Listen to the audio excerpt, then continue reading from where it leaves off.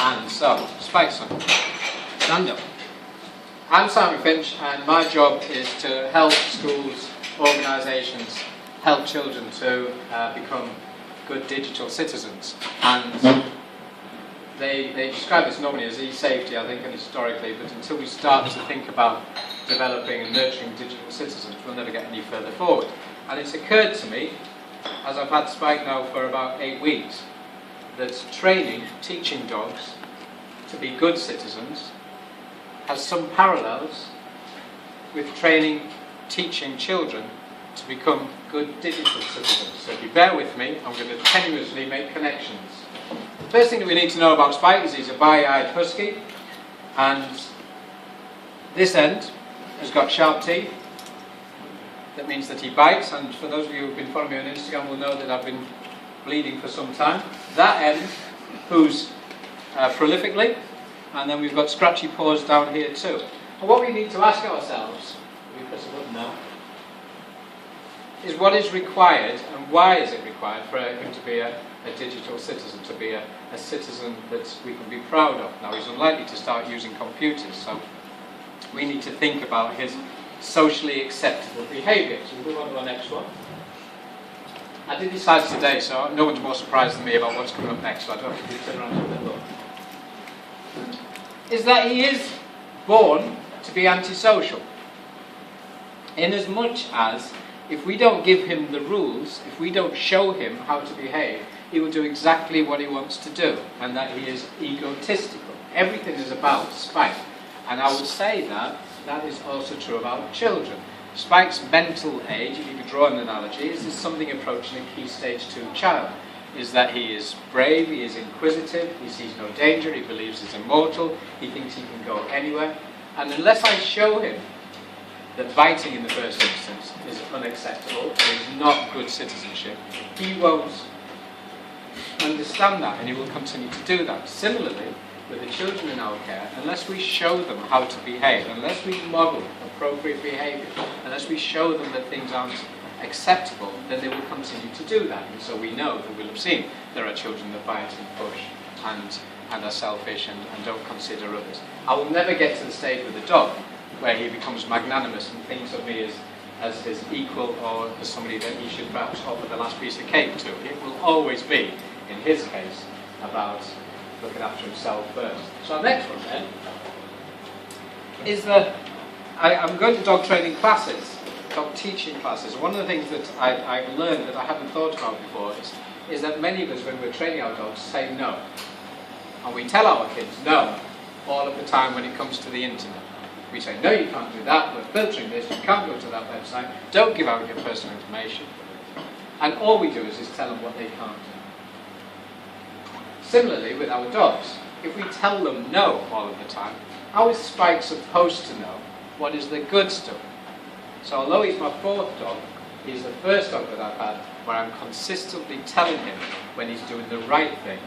So as I was parked almost a mile away tonight, all the way down, every time he was walking without pulling, every time he wasn't chewing, every time he wasn't going into a shop, I was saying good. I wasn't only telling him the no things. In fact, I tried to avoid saying no at all. And similarly, perhaps if we were to think about our teaching about saying what we are rewarding for the good things, then we might end up being a little closer and a little quicker to digital citizens. So next. Oh, look at that formatting. I'll blame the Mac. By saying yes all of the time, yes, I like that, yes, I like what you're doing on the internet, yes, that's the way to behave, yes, that's the amount of personal information, we stand a chance of perhaps our children moving forward. Is this making sense? Is it too tenuous? Do we move on? Formatting gets worse, don't worry. And there's Spike getting chinned by Ralph the Bulldog. Because the filter for Spike, what is the filter for Spike? Do you know? Have you any ideas? What is the thing that determines where Spike can go in his environment, across his curriculum? It's the lead. It's the lead. That's the only thing, actually. That's what controls. So when I let him off the lead, that's when Spike makes all of the decisions. When we lift the filters for our children, when they go home to their unfiltered internet access, when they go home to their unfiltered activity, when nobody is watching and saying yes, that's where they find themselves in difficult places. What are you doing? Stop messing about. Keep going. So our next slide will be... Oh, A blue school. right. Oh yes, I see, yeah. And so there's Spike with my dad. What I need to do is to teach Spike not to jump up at people. And I need to do that really quickly. I need to make sure that Spike doesn't jump up. Because when he gets to be a big dog, and there's every chance to be a big dog, people like my dad, in his 80s, and children, will come to harm. And similarly, when it comes to thinking about how we're going to develop digital citizens, we need to do it early, because by the time Wickham, sorry, I was talking about schools in Gateshead. I was in Wickham yesterday. I've just remembered the name of the school. And I was there, and they were talking about the difficulties they have with some of their children when they're teenagers. And I said, well, are you working with the primary schools? Because if you work with a primary school, by the time the children come to you, they might have a better idea about how to be good digital citizens. Next. Okay. I wonder what that says. Oh, yes. Our colleague at the back here, Sean, we both worked at the same school. And back in, I would think, 1988, I was so disappointed in great children, like good dogs like Spike, who would let me down. They'd done something bad, and I was distraught, and I said, they've let me down. And the teacher who'd been there for a good 20 years said, kids will let you down. They're just kids. Tomorrow is another day, and then you try again.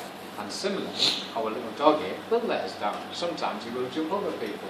Sometimes he will perhaps be inappropriate with those sharp teeth at the front. That doesn't mean we give up on them. What it means is that we work even harder with them. And as we can quote Shakespeare in this, good wombs have borne bad sons. Perhaps despite our best efforts, everything that we do for our children, it will turn out in a way that perhaps is antisocial. In the same way that no matter how hard I try with Spike, perhaps there will be a day when he does something which is unforgivable. So our next bit will be that what we need to strive to do is for our children to become their own filters. For Spike to be able to take control of his own lead and be able to work out where it is safe, where he can be acceptable in his behaviour, and be in a place which everybody will want to see him. And we want our children to be in that place where wherever they go on the internet, whatever it is that they post, whether it's videos, audio files, text or images, that they are appropriate. Now next one, this takes time, it takes consistency, and it takes a fantastic amount of effort. And until we all work together as primary and secondary teachers, we stand no chance of having digital citizens of which we can be proud and of whom that we want to meet. And our next slide will be, we shouldn't forget that our kids and our dogs are never too big for a hug. Thank you very much.